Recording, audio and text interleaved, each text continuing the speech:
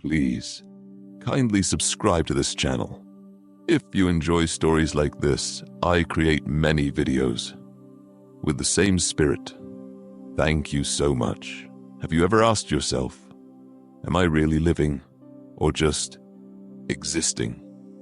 Some people wake up at 6 in the morning, but they don't truly wake up until they're 60. They breathe, they work, they eat, but their soul is still sleeping. Now imagine this, a wealthy businessman, everything money can buy. One night, he meets a homeless child selling matches on a cold, rainy street, and that child asks him something that no one ever dared to ask, something that pierces straight through the heart. He says, "Sir, have you ever lived without fire?" At first, the man laughs, but what the child meant was not the fire of a match, but the fire inside the heart. You see, sometimes it takes the poorest soul to awaken the richest man. Sometimes the one who has nothing has everything that truly matters. Stay with me, because this story will break your heart, will cleanse your soul, and maybe, just maybe, it will awaken something deep inside you. His name was Henry Carter, a man who had it all. Wealth, power, respect, but no one knew what Henry didn't have was peace. He lived in a high-rise apartment overlooking the whole city, but every night he stared into the dark and felt like he was falling. Every day was filled with meetings and noise and pressure. He smiled, he shook hands, he signed papers, but deep down he felt empty. One rainy evening, Henry was driving home, his expensive car gliding through the streets. Suddenly, he saw something on the side of the road. A boy, thin, soaked barefoot, selling matches. Henry was about to pass him by, but then the boy looked up and smiled, and that smile was not asking for pity, it was pure. Henry stopped the car. He lowered the window. The boy walked up, pulled out a matchbox and said, "Sir, have you ever lived without fire?" Henry blinked. "Fire?" he asked. The boy pointed to his chest. "Not here. Here. In your heart." Henry froze. He didn't know why, but he opened the door and said, "Get in, you must be cold." The boy hesitated, then climbed in. Still smiling, they went to a small diner. Henry ordered soup. The boy ate slowly, carefully, as if every spoon was sacred. "What's your name?" Henry asked. The boy answered softly, "Toma." "Where are your parents?" "They went away long ago." "Do you have a home?" "This street is my home." Henry was silent. Toma smiled again and said something Henry would never forget. "Some people live in castles, but their hearts are cold. I live on the street, but my heart is warm." Henry didn't speak. He just stared at this child with no shoes, no future, but full of light. They met again the next night, and again the night after. It became a habit. Henry didn't know why. They kept coming back. He brought books, clothes, even a little radio, but more than things. He brought conversation. He listened. He laughed. Cared. One night, Toma didn't show up. Henry searched every corner, every alley, every shelter. Finally, he found Toma curled up under a bridge, shivering, pale, breathing. Slow, Henry rushed him to the hospital. The doctors said, "It's late, very late." Henry held the boy's hand. For hours, not letting go, Toma opened his eyes just once, smiled and whispered, "Thank you for living, not just existing." Then petit silence. Henry didn't cry. He wept. For the first time in decades, he let the tears fall, like rain washing away years of numbness. Toma was gone, but he left something behind. A small matchbox. Inside was a piece of paper with a single line written in shaky handwriting. Please keep the fire burning. They say, when the student is ready, the teacher appears. But sometimes the teacher wears no robe, holds no title, has no home. Sometimes the teacher is a child with nothing but a smile and a heart that still believes Toma was that teacher. And Henry was finally ready to learn. What did he learn? He learned that life is not about counting your money, but about what you cannot count: love, peace, meaning. He learned that you can be alive but still not awake, that you can walk through life with eyes wide open, yet never see. He learned that comfort is not the same as happiness, and success is not the same as purpose.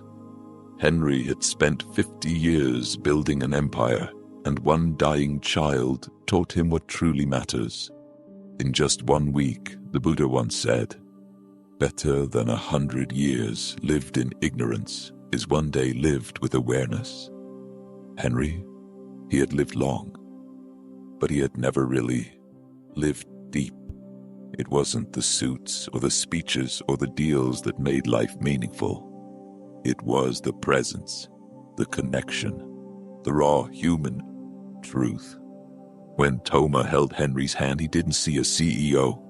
He saw a man just like him, tired, lonely, lost, but capable. Light. Light had always been there. It was just buried beneath noise and pride and ambition. Toma didn't light the match. He simply reminded Henry that he still had fire. And maybe so do you. Maybe you've been chasing numbers and forgot about moments. Maybe you've been building walls when what your soul really craves is to be seen. Toma died, but he awakened something, not just in Henry, but in us. He became a mirror, a question. What am I doing with this one life?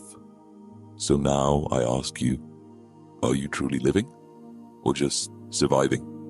Do you wake up and feel your soul stretch wide with a purpose, or do you feel like you're slowly sinking?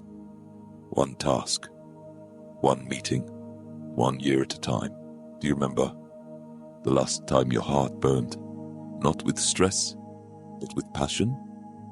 If you had just 24 hours left, who would you call? What would you say? What would you regret? These are not just questions. They are openings to truth. You see, we are not meant to go through life half asleep. We are not here to be machines, to follow routines, to chase shadows. We are here to awaken to love, even when it hurts, to give, even when we're tired, to be kind, even when the world is not. Because every time we awaken, the world does too. Toma's life was short, but it was full, because he gave light, he shared warmth, he lived awake, and that is the greatest richness of all. So what now? What will you do with your fire? Will you keep it hidden, or will you light the world? So now, we come to the end of a story that may just be the beginning, not of someone else's life, but yours. Because this isn't really about Henry or Toma. It's about you, about me, about all of us who forget to truly live. How many moments have you missed just because you were busy? Busy making money, busy scrolling, busy chasing things that vanish like smoke. Let me ask you this. What are you chasing, and what are you running from? The truth? Stillness? Yourself? You see, there are two kinds of people.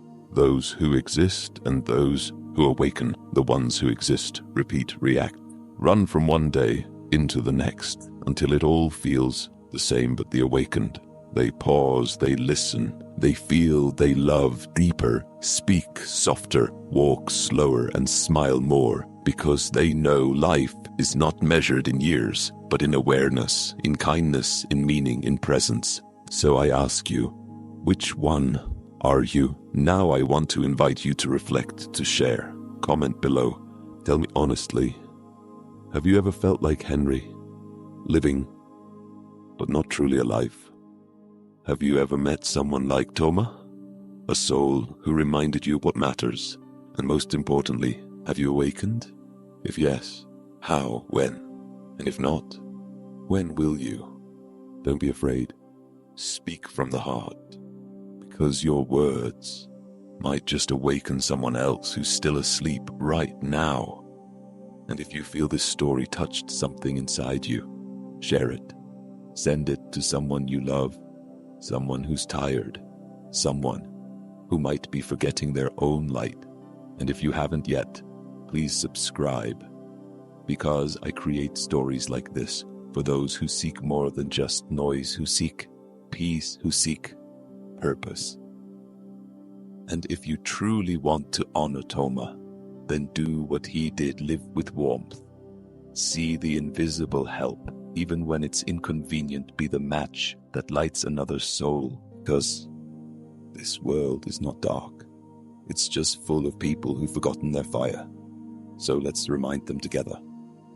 And tonight, before you sleep, ask yourself, softly, gently, not with fear but with love, am I just existing, or am I finally awake? Pause. Thank you for being here and for listening. May you walk with peace, live with fire, and awaken fully before your last breath.